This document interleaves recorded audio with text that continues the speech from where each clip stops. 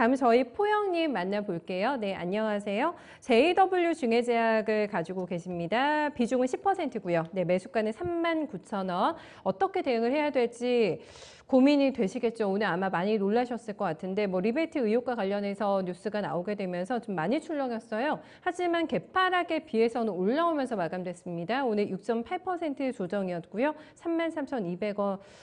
나왔는데 이런 노이즈 종목들은 들고 계시면 얼마나 좀 심란하실까 싶어가지고요. 김정수 전문가님, 들고 계신 분들은 어떻게 또 대응하는 게 좋을지 자체적인 모멘텀은 괜찮은 종목인지 두루두루 좀 봐주세요. 중해제약. 네.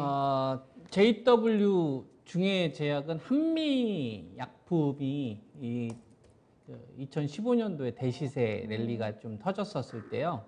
그때 같이 부각받았던 주식이에요. 그러니까 한미약품이 랩스커버리 이 기술을 가지고서 그 당시에 이제 제가 화학항암제에서 표적항암제로 갔다고 했잖아요.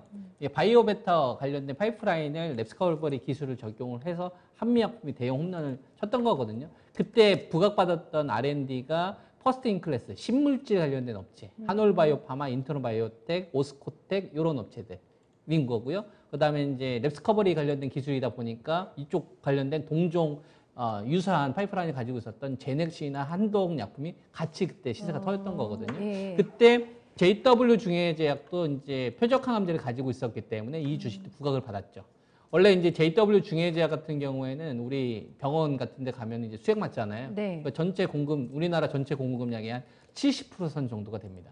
그러니까 차지합니다, 점유율이. 그러니까 현금 캐시가 되게 있죠. 현금 캐시는 두둑하단 말이에요. 근데 바이오제약은 실적 보고 투자하는 바이오제약보다는 꿈이나 모멘텀을 보고서 잡히지 않는 모멘텀을 보고서 투자하는 이 자금들이 훨씬 더 많이 있거든요. 그래서 실적보다는 가능성이나 가시성을 보여줘야 되고 그게 시장에서 유행을 타야 됩니다.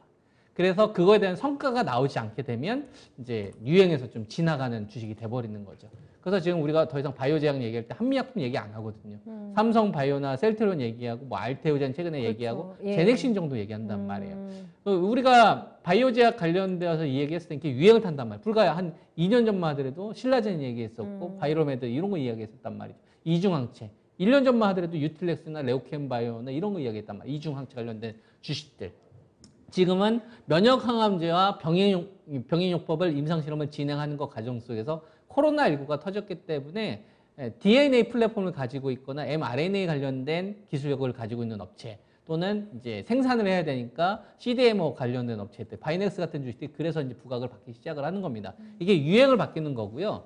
JW 중해제약이 요번에 반등이 나왔던 거는 자체적인 파이프라인이 부각받았기보다 표적항암제 임상실험을 진행하는 것 과정 속에서 뭐가 있냐면은 코로나19 쪽으로 활용할 수가 있겠더라. 치료제 쪽 관련된 이슈가 한번 불거졌었어요. 그래서 요 주식에 45,000원대까지 시세가 났던 거거든요. 그러니까 가능성이 보인 게 아니라 좀 바이오제약 관련된 이 테마가 확 불어섰을 때 야 우리도 코로나야. 그러니까 그래? 그러니까 이 주식이 움직였거든요. 근데 45,000원 쉽게 못 넘어가죠. 저기 의미가 있거든요. 저 자리가.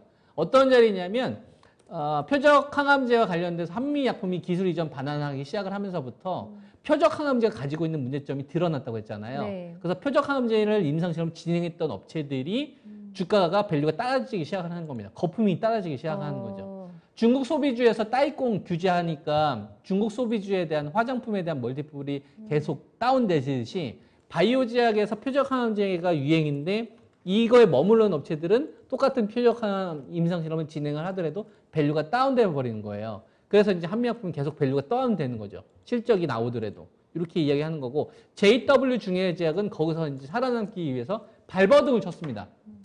표적항암제가 연구하고 있는 게 한두 개가 있어요. 그 중에서 이제 뭐가 있냐면은 아토피성 피부 관련된 부분이 기술적인 성과가 있었습니다. 4,500원. 그때가 2018년도고 그때의 주가가 45,000원인 거예요.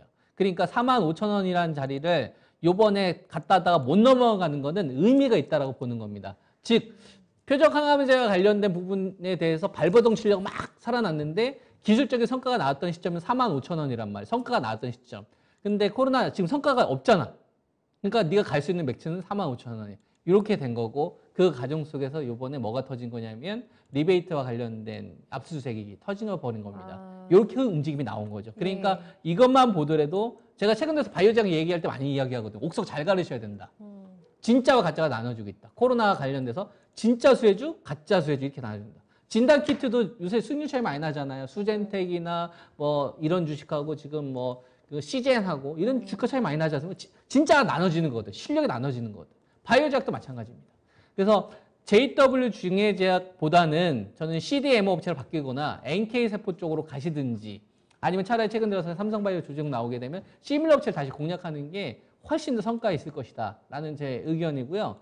지금 오늘 다행히 10% 급락됐다가 낙폭을 좀 축소를 했는데 낙폭을 축소하기 직전 가격대 그러니까 37,000원짜리 요 근방으로 만약에 혹시라도 좀 반등 흐름이 나오면 좀 매도하시고 좀 종목 교체 좀 하셔라 라는 의견입니다. 네, 알겠습니다. 자세한 저희 설명 들어봤습니다. 푸영님 참고해 주세요.